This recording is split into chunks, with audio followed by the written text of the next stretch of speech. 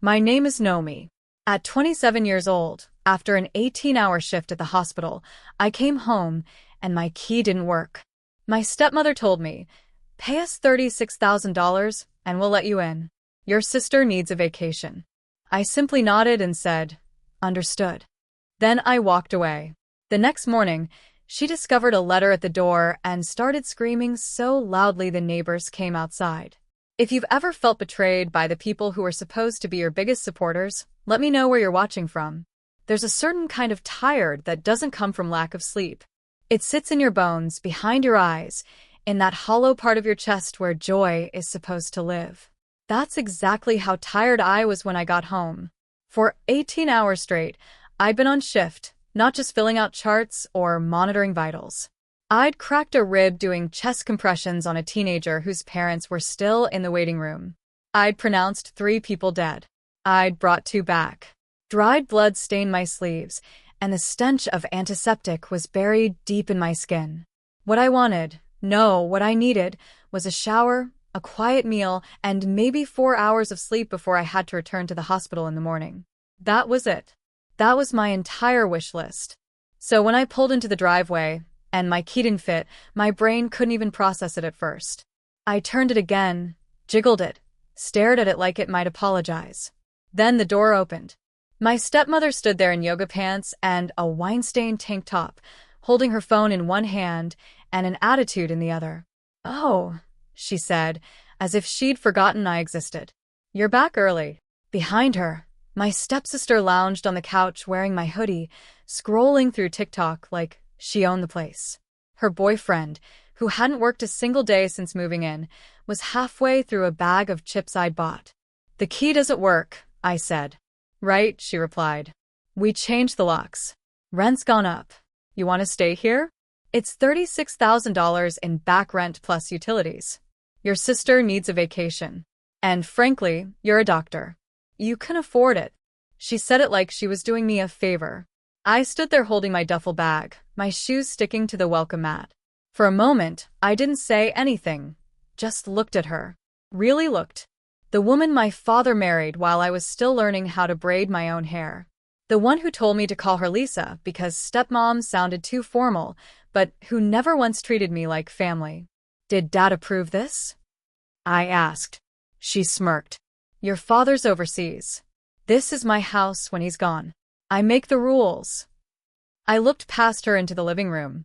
My old textbooks were stacked on the floor, still in the same spot I'd left them. My name was still on some of the utility bills. I'd paid them just last month. "Understood," I said. I nodded once, turned, and walked back to my car. I didn't slam the door. I didn't yell. I just drove off into the night, the ache in my chest sharper than any shift I'd ever pulled.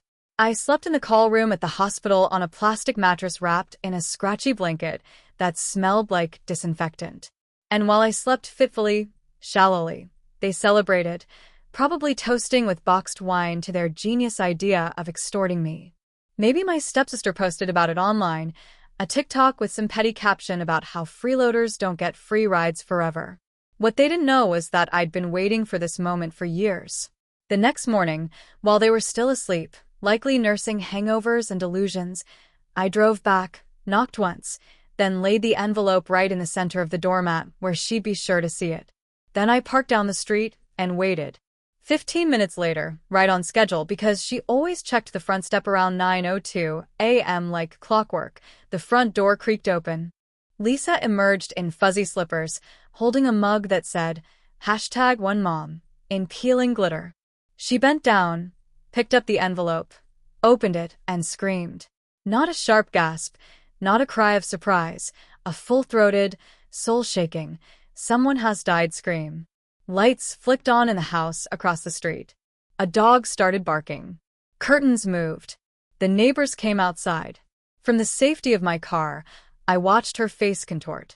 Rage, panic, confusion, like someone had just told her the world was ending. She called for her daughter. My stepsister stumbled out, squinting in the sunlight, took one look at the paper, and started shouting. I didn't move, didn't smile, didn't flinch. I just waited. Because this was only the beginning.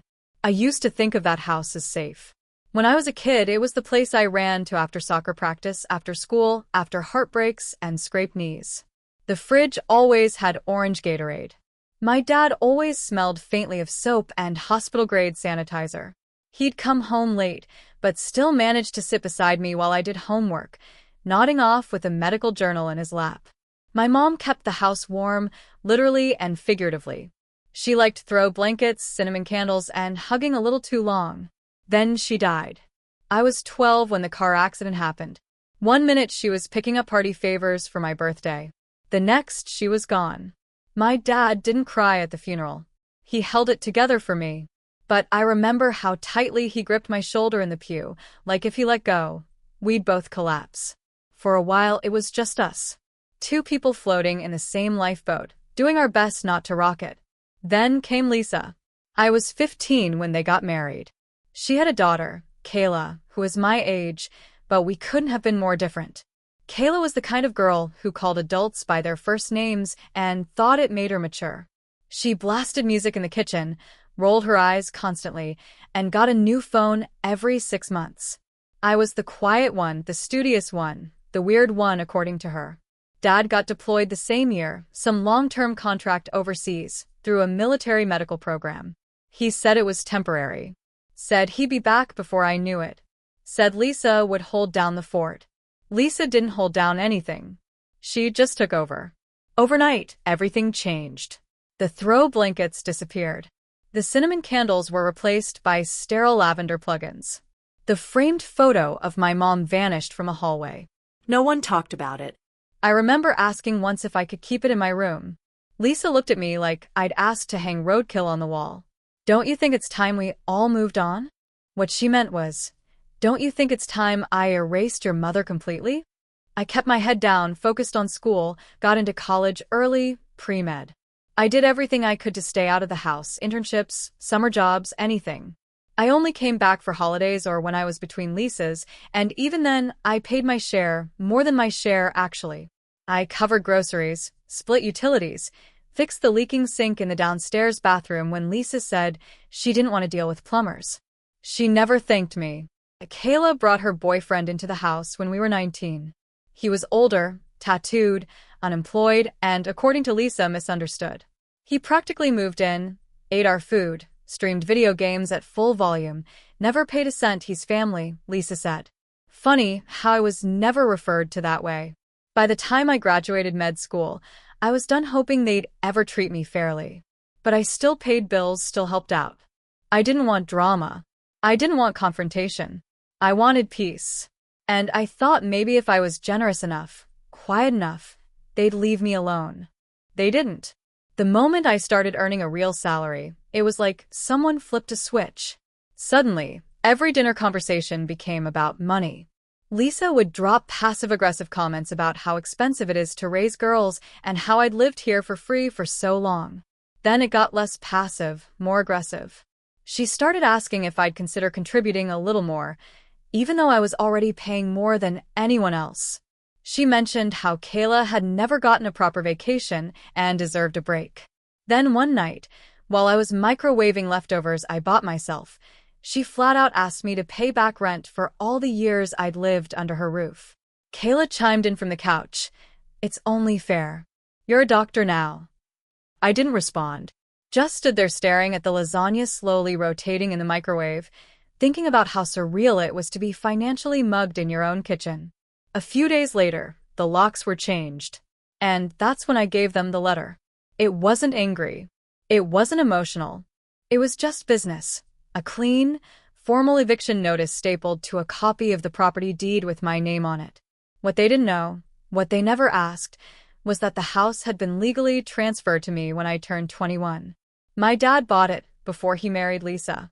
It was his outright, and he gifted it to me in a trust, quietly, without a word to her.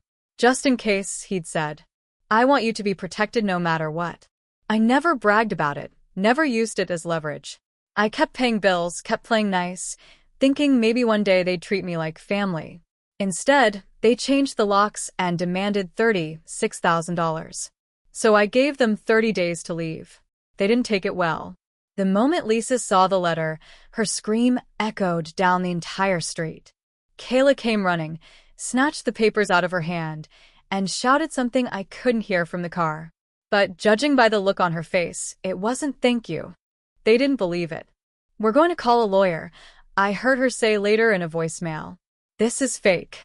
You had this forged. You think you're clever, but you're not." Then came the text. "How could you do this to us? This is betrayal. After everything we gave you, your father will hear about this." I didn't reply. Because that house was never theirs. They just never thought the day would come when I'd stop pretending. In the meantime, I crashed with a friend from med school, Jordan, the kind of guy who always has protein powder in the blender and never asks too many questions. I told him the basics. Family trouble. Temporary situation. He offered me the spare room, handed me a blanket, and said, "Cool. Just don't steal my socks." The calls didn't stop. Lisa, Kayla, even the boyfriend, all of them taking turns on the guilt carousel. "You're really going to kick out your own family? We took care of you when no one else did. After everything we gave you." Which was funny, because I racked my brain and couldn't remember a single time Lisa ever gave me something that didn't come with strings attached, side eye, or a backhanded comment. Unless you count anxiety, that she gave freely. I ignored the calls. I let the texts pile up. I figured they'd rage for a few days and then go silent. Wrong. Lisa switched tactics. She went online. A vague Facebook post appeared 2 days later. "It's a sad day when someone you raised turns their back on you. Some people forget who fed them all these years." Subtle. Real Pulitzer stuff. Within hours, her high school friends were in the comments with prayer hands and wine emojis. Kayla joined in with a TikTok that said, "POV, your sister evicts you because you asked her to pay rent for once in her life." She added a sad face and a trending audio clip for extra flavor. I got texts from extended relatives I hadn't heard from in years. "Is everything okay with Lisa? She says you're being aggressive. She mentioned lawyers. What's going on?" I didn't reply to those either. Instead, I sent my lawyer a folder. Copy of the trust, deed transfer, eviction notice, screenshots of Lisa's Facebook post, and Kayla's TikTok. Then, I opened a new folder labeled Proof and started saving everything. They were spiraling, and I was documenting it all. Days after the letter, Lisa called again. This time, I picked up. "So, you're really doing this?" she said, skipping hello. "I am. You'll regret it. This house was a gift to this family. It was a gift to me. Literally. Check the deed." She sputtered something about moral rights and betrayal. Said she'd talk to my dad. I told her to go ahead. "He'll be home soon. Just wait." "Looking forward to it," I said and hung up. Truth was, I'd already spoken to him.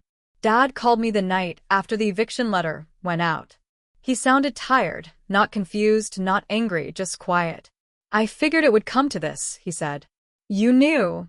"I didn't know they'd lock you out, but I knew they were pushing you too far." "I've been hearing things." Turns out he'd been hearing things through the grapevine, mutual friends, neighbors, people who saw the posts online and reached out to him concerned. He didn't want to believe it at first, but the more he heard, the clearer it became. They weren't just ungrateful. They were actively trying to push me out. And he let me know he stood by my side. He didn't say much else on the phone. Just, "Send me the documents. I'll handle it." And I believed him. But Lisa didn't. She thought she could still bluff her way through this. A week before the eviction deadline, I got another text. "We're not leaving. This isn't legal. I'm his wife. That house is half mine." That's when I sent the next official letter through my lawyer, certified mail. It explained the trust. It clarified that the house was my father's separate property purchased before marriage and that he had full legal right to gift it to me. The documents were clean, the trust airtight, no loopholes, no mistakes, just facts. I expected silence. Instead, they doubled down. Kayla made another TikTok. This time she was crying on camera, saying her evil sister was throwing them on the street. Lisa posted another dramatic Facebook status. "Some people forget where they came from. We gave her everything. Now she wants us homeless." I screenshotted it. added it to the proof folder. That same day, I got a call from one of the neighbors, a sweet older woman who used to bake cookies when we were kids. "They've been telling people you forged the deed," she said, concerned. "That's fine. I'm not here to win Facebook. I'm here to reclaim my house." Then came the cherry on top. 3 days before the deadline, I went to my car after a long shift and saw a piece of paper taped to my windshield. A printed note, sloppily typed. "If you go through with this, we'll make sure everyone knows what kind of person you really are. Don't test us." No signature, just cowardice and desperation. I smiled, took a photo, added it to the folder. Because that's the thing about threats. When you've already lost your patience, your peace, and your tolerance, there's nothing left to threaten. Let them talk. Let them post. Let them scream. I had the deed. I had the law. And most importantly, I had enough. The deadline was almost here, and so was my dad. The eviction deadline came on a Thursday. I didn't sleep the night before, not because I was nervous, because I was ready. The kind of ready where your chest is tight and your thoughts are laser-focused. I had the documents printed.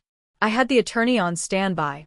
And I had my patience buried somewhere deep beneath 6 years of silence. They hadn't packed. Of course they hadn't. The curtains were still drawn. Kayla's boyfriend's car was still in the driveway. Someone had left a pizza box on the porch, like that was going to scare me off. At exactly 10 a.m., I arrived. Not in scrubs, not straight from a shift. I took the day off, wore a button-down shirt, even combed my hair.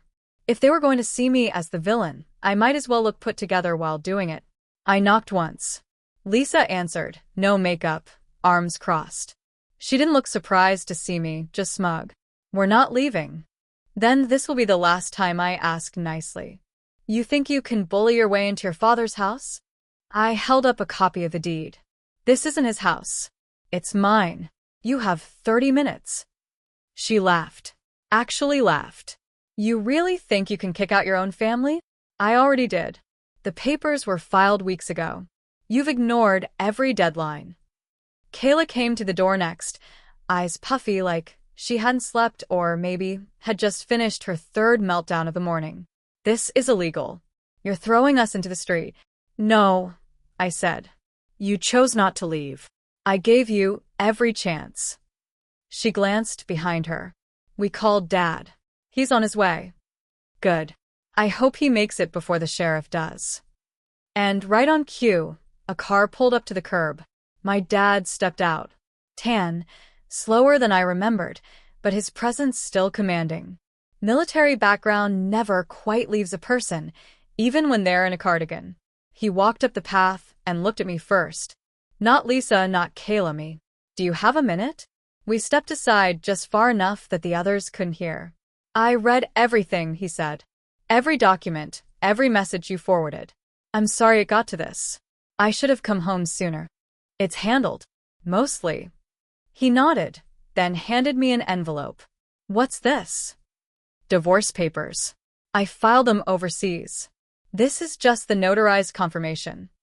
I stared at the envelope, then back at him. "She never cared about this family," he said.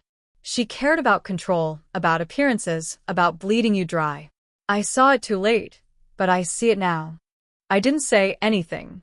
I didn't need to. Then he added, quieter, almost sheepish, "I met someone overseas. She's kind, gentle. She reminds me of your mom in ways that make me feel like myself again." I blinked hard. "I'm not replacing her," he added quickly. "But I think I deserve happiness, too." "You do." We turned back toward the house. Lisa and Kayla were now on the porch, watching us like hawks circling over their last defense.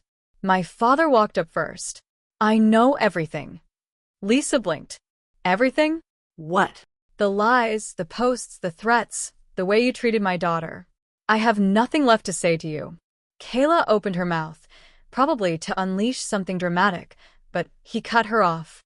"This isn't your house. It never was. Pack your things. Now.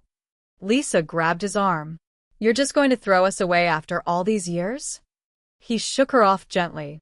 "You threw yourself away." Kayla turned to me, desperate. "You can't just." "I can. And I did. I didn't raise my voice. I didn't flinch. I just stood there while two people who once laughed at my exhaustion and called it weakness suddenly realized I wasn't tired anymore. I was done. They tried to stall, tried to protest, said they needed more time, that it was unfair, that I'd ruined everything. But in the end, they packed. Lisa went first, shoving things into garbage bags, muttering about lawyers and revenge. Kayla stormed around the house for hours, slamming cabinets and crying into phone calls that never seemed to go her way. By sunset, the house was quiet. By midnight, it was mine again. I walked from room to room barefoot, every light on, not because I needed to see, but because I could. Because for the first time in years, the space didn't feel like a trap. It felt like a home. No tension in the walls. No fake smiles at the dinner table. No guilt for existing. Just quiet. Just peace. I brewed coffee at 2 a.m. because no one could complain about the noise. I stood on the porch with a blanket around my shoulders and watched the street Lisa used to claim as her kingdom.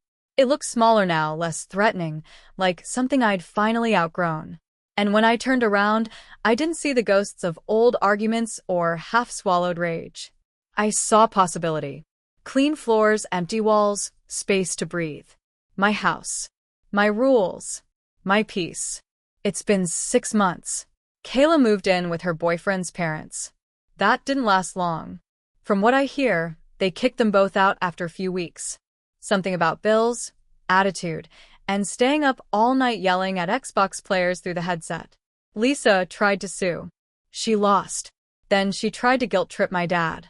That didn't work either. He's living overseas full-time now, happier, healthier, with someone who actually respects him. He told me last month he hasn't felt this peaceful in decades. As for me, I still work long shifts. But now when I come home, the key works. The fridge is mine. The quiet is mine. No one asks for money. No one slams doors. No one pretends I owe them for existing. Some nights I catch myself waiting for the next demand, like I'm still wired to expect it. But it never comes. They're gone and I'm free. But be honest, did I go too far? Would you have done the same? Let me know in the comments. And if you want more stories like this, hit subscribe.